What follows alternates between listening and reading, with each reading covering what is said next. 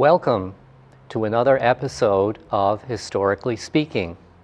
I'm your host, Michael Dwyer, and the presenter for today's program on Civil War veteran Nathan E. Hayes and his extended family. A little bit of background as to how this research came about.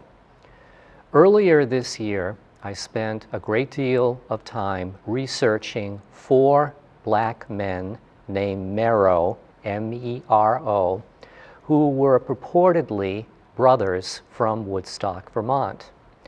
All of them served in the famous Massachusetts 54th Regiment, made famous by the movie Glory. As it turns out, Nathan E. Hayes was the father-in-law of 2 of these men. And as I strove to uncover more aspects of Nathan's history in Rutland, there were some mysteries and some surprises.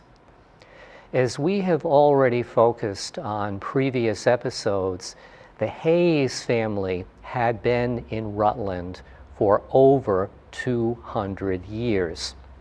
As our starting point, let us look at the summary of Nathan Hayes' Civil War service. We have here the enlistment card for Nathan E. Hayes, who enlisted in 1864. He would have been at least 45 or 46 years old, and it's significant to know that he was unassigned. And if we look carefully here, and I'll read some of the handwriting here, one of the things that he did in his time of service, he was detailed as a cook, he was a washerman.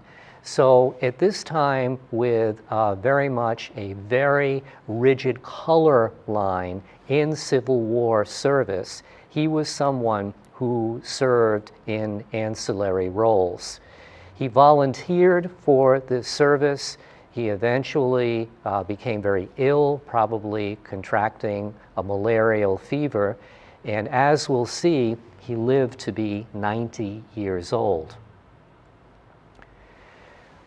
Very interesting revelation of how society at that time treated people of color is to look at his death notice in the Rutland Herald on the 15th of April, 1907.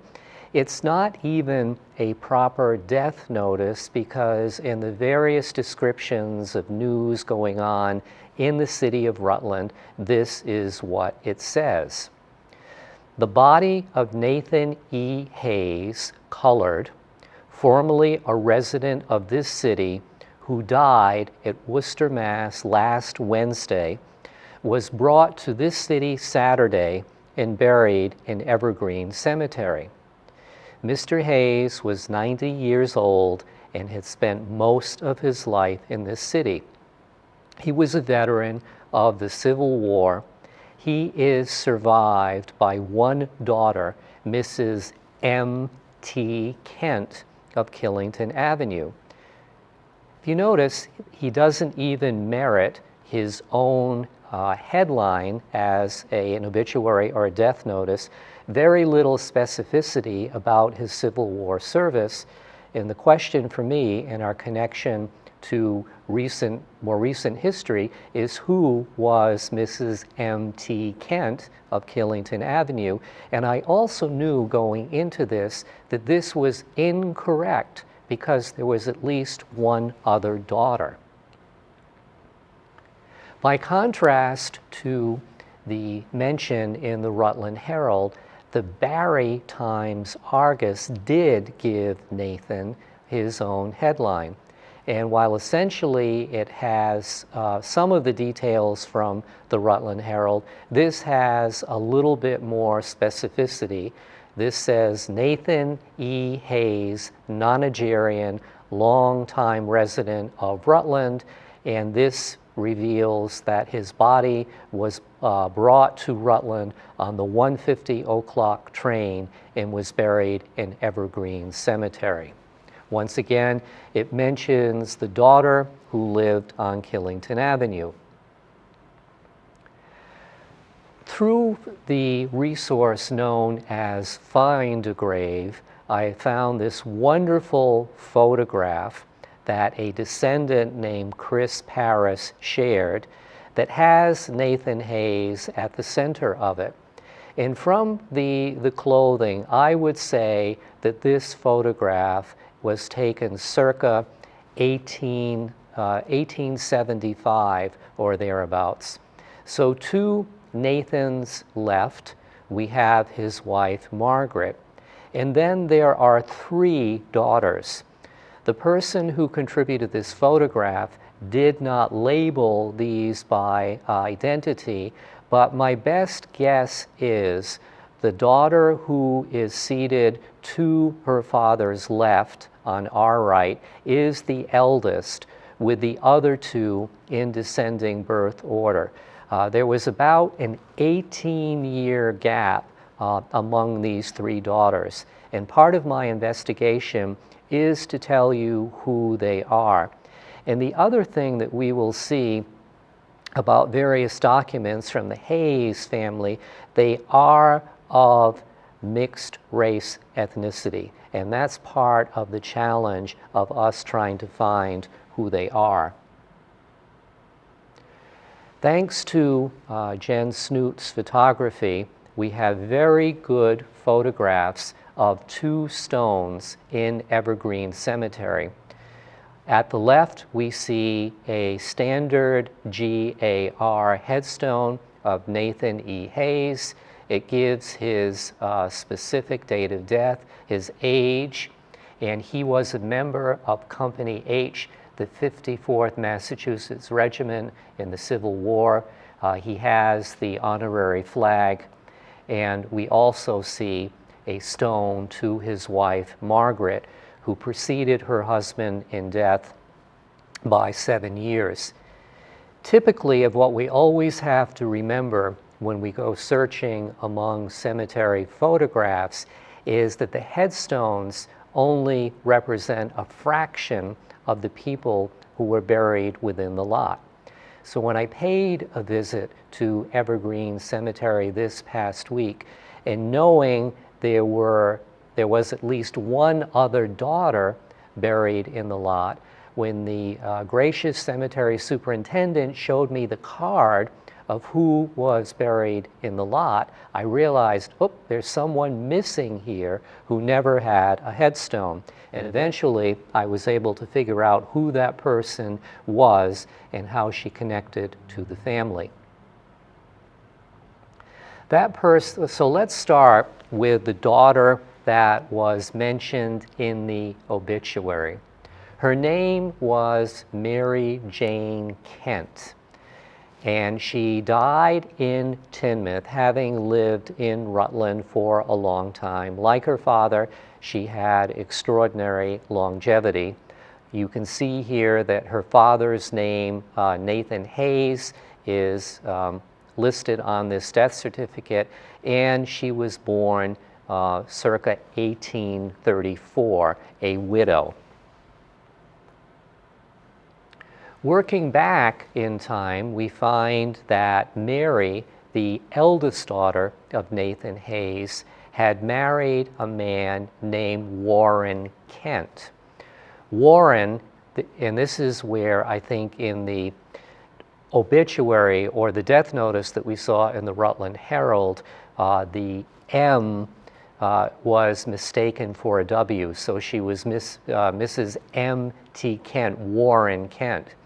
We see in the 1880 census for Rutland that Warren Kent was listed as white. He was a marble sawyer. His wife, Mary Jane, is listed as M.U., a mulatto, and they have at least 3 children here, Georgia, Charles, and Agnes.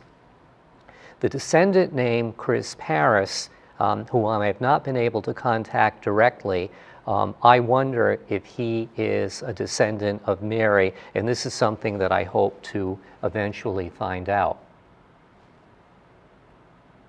This is the stone for Warren Kent that is in Center Cemetery. His wife is not buried with him, and as I discovered, she would be buried with her parents in the Nathan Hayes lot, even though there is no stone for her. Now this really gets to be interesting here because looking back on how I may have missed Mary. Now if Mary was born, let's say, circa 1840, you would think that I would find her with her parents in the 1850 census. But instead, I find Mary Jane Hayes living with the John Burns family, his wife Rhoda, and then a woman named Laura Quo. Let's look a little more specifically here. From Nathan Hayes' death certificate, we know that his mother was Rhoda Quo. So this Mary Jane, daughter of Nathan, is living with her grandmother. Now, why would a 9-year-old be living with her grandmother? Among many poor families that had difficulty in making ends meet, sometimes they would place the children with relatives because that household may have been better able to feed the children. And also that child, even though she was only 9 years old, may have been able to assist here. What I think that this record actually reflects is that John Burns was the husband of Rhoda, who was born Quo. And whether or not he is the same as John Hayes on Nathan's death certificate, we don't know. But the other very, very interesting thing here is that we have not only Mary Jane Hayes living with her grandmother Rhoda, we have, and I spliced this in from the next page of the census, we have the great-grandmother, Laura Quo, who was 82 years old, listed as a black woman born in Connecticut. And if Laura was born sometime in the 1780s in Connecticut, she undoubtedly is the first generation to come out of slavery. And again, there is ongoing research as to how these early Rutland black families emerged from slavery. There's much that we have yet to learn about all of that. At the cemetery office this week, I noted that in the list of names of people who were listed in the Hayes family plot, there was a Lucy Moore who died in 1923. So who was Lucy Moore, and why would she be buried in the Nathan Hayes lot? So working backward, I found a death certificate in Worcester, Massachusetts, that Lucy Hayes Moore was the wife of John Moore. She was born in Rutland, and once again, remarkable longevity. She lived to be 90 years old, and once again, she would be buried in the lot in Evergreen Cemetery with her parents. This would not have been evident to me. It would not have come to light if I hadn't been in that cemetery office and followed up with the fact that Lucy was buried in the same lot as her parents. This also indicates that the informant on the death certificate was Hattie Merrell. I'll tell you more about the Merrow connection in a moment. Hattie Merrell would be the youngest daughter of Nathan Hayes. She moved to Worcester, Massachusetts, probably in the 1880s, and as a widow here in 1920, she is the head of her household in Worcester. She is 70 years old. And although it's not clear in the faded handwriting of the record, there is her sister, Lucy Moore, living with her, age 88. So here we have these two women living together, and even though neither of them have their own headstones, they are buried in their parents' lot in Evergreen Cemetery. And I did find the marriage of Lucy Hayes to John Moore, and this was in 1874. She apparently was 40 years old at the time of her marriage, and part of the mystery that I haven't yet figured out here is that Lucy claimed that this was her third marriage, and they were married by a justice of the peace. And that's another interesting detail to chase down, because I know that in the 1830s and 40s, the Hayes family were members of what became Grace Congregational Church. We have Lucy and her family in the 1880 census. It looks like her husband, John Moore, was 10 years younger than she. There she is, Lucy, age 47, with a son named Franklin. And what became of Franklin, I do not know. And they were actually living in 1880 in Kingsbury, New York. Now we get into another mystery. Here we have Rhoda H Brown, who is the daughter of Margaret and Nathan Hayes, and she died in 1923. And here someone, probably long after her death, put up a stone for her, which is adjacent to her parents' stone in Evergreen Cemetery. And here is how I had to unwrap the mystery of Rhoda. Working back in time, we find that Rhoda, who was surnamed Brown at the time of her death, was living in Boston in 1910. So here, near the bottom of the entry, we have Rhoda Brown, a lodger, age 48 years old, having been married to the man who precedes her in the census. His name is Thomas Brown. The part of the record that you can't see is that she was typically, of many people in her position, she was a washerwoman. Rhoda, now this is a very strange record, because everything checks out about Rhoda's name except in her marriage record to this man named Thomas Brown. They were married in Boston, and you can see at the top of the entry here, it says Thomas Brown Colored, who married Marion Griffin Colored. So this is another marriage that she had. And what I have figured out is that Rhoda's full name was Rhoda Mary or Rhoda Marion Hayes. And if there's any doubt that it is the correct person, we can see here from what I spliced in, which would be on the far right of the entry, it clearly indicates that this Marion Griffin's parents were Nathan Hayes and his wife Margaret, and it was her second marriage.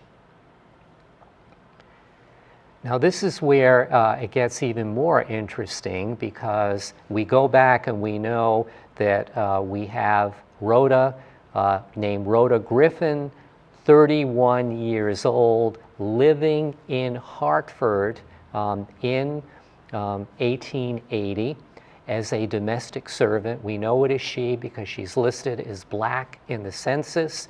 Her birthplace is Vermont, but curiously, even though the census indicates that she was married, I cannot find any matching record to a husband. And the biggest mystery of all is that looking back on Rhoda's previous life, I found Rhoda living in Worcester in 1870, where many Rutland blacks had moved to Worcester, part of this larger move of rural people to Worcester, Massachusetts, probably working in the mills or in related industries. But here, her name is Rhoda Merrow. I am absolutely sure that this is the same Rhoda, that this is Rhoda Hayes. And even though I don't have proof, exact proof of a marriage, Rhoda would have married a man named Charles Merrow first. Charles Merrow would have served with her father in the Massachusetts 54th Regiment. So the woman who died as Rhoda Brown had 3 husbands. Charles Merrow, her second husband was Griffin, and then her third husband was named Brown. And we know that Charles Merrow would be an important person in the Civil War story. And actually, one of the very interesting things I discovered is it has been widely reported that these 4 men named Merrow were all brothers. 3 of them were indeed brothers, but one of them belonged to a different branch of the family. Now, why do I think that Rhoda's first husband was Charles Merrow? Because when Charles married in Worcester in 1871, it indicated that he had a previous marriage. So here we can see Charles E. Merrow, born in Vermont, etc. And whatever happened to his marriage to Rhoda Hayes, we don't know. But there's no other possibility that could explain who Rhoda Merrow was in Worcester, Massachusetts in 1870. And now we get into some records of the Merrows. And here we have Sylvester Merrow's enlistment from Woodstock, Vermont. It has his signature. We have Sylvester, who is Charles' brother, who married Rhoda's youngest sister, Hattie. So just to repeat this information, which can be overwhelming all at once, we have 2 daughters of Nathan Hayes who would marry into the Marrow family. We have Rhoda, whom I believe to have married Charles Merrow first, and here we have Hattie, who would be married to Sylvester Merrow, Civil War soldier, for the duration of his life. And here, mistakenly, in the 1900 census, Sylvester Merrow is known as Sebastian, and he is listed with his wife Hattie, and there is Nathan Hayes living with them. So Nathan Hayes, after his wife died, moved to Worcester, Massachusetts. He was living in the household of his youngest daughter, Hattie, and her husband, and it was from their household in Worcester that he was brought back to Rutland for burial. And Harriet, who once again, with that longevity from the Hayes family, although Harriet died in Worcester in 1946, her body was brought back to Rutland, and she is buried with her parents in Evergreen Cemetery, although there is no stone to mark her burial there. And sadly, in neither Worcester, Massachusetts, nor in Rutland is there any mention that this woman, who was the daughter of a Civil War veteran, did not get an obituary or a death notice. Now, going back to the Marrow family here, and these 4 Merrows who are printed in bold, widely assumed to be brothers, we have 3 Merrows on the right side, Andrew, Charles, and Sylvester, who are proven to be children of Hezekiah Merrow of Woodstock. And the mistake that has been often repeated is that Edward Merrow was their brother. He wasn't. And this is a rather complex family situation, that he was at least a cousin, whether a first cousin or a first cousin once removed, I can't say with absolute certainty. The Merrows and their legends, so here is the irony. You have 3 men from Woodstock, Vermont, whose names do not get included on any Woodstock Civil War memorial, and yet their names, all 4 of them, are on a monument in Coventry, Vermont, because Edward Merrow had lived for a time in Coventry, Vermont. So there's a lot of peeling back the layers in this story to get at some accuracy.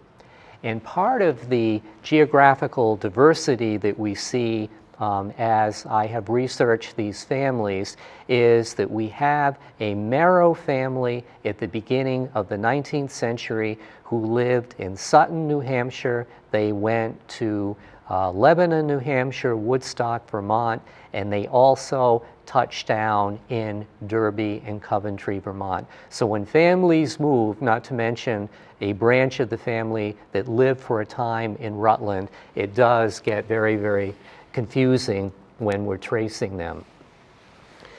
Among the 4 Merrows who served in the Civil War, the only one of them to have a stone erected to his memory immediately after death is Andrew Merrow, the eldest brother, who was buried in Woodstock and has a very handsome stone, and there is his signature from his enlistment record.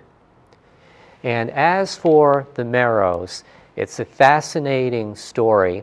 I did publish this in Vermont Genealogy, and this has been digitized in the Digital Vermont collection. So if you were to Google Merrows of Woodstock and Derby, Vermont, a network of free black families, you would find a PDF version of this article. So through this research, I have discovered a fascinating family. There are many elements of this story that I would like to know more of. And I think as we explore elements of hidden history, of stories that need to be told, there is always the possibility that a fresh look at a family like that of Nathan Hayes will produce more records. And one of the things that I hope happens from this research is that we learn more about these early black families in Rutland, honor the service that they gave to the community, and probably more important is be able to cross that barrier that separates them from slavery into freedom. Thank you, and I'll look forward to our next episode.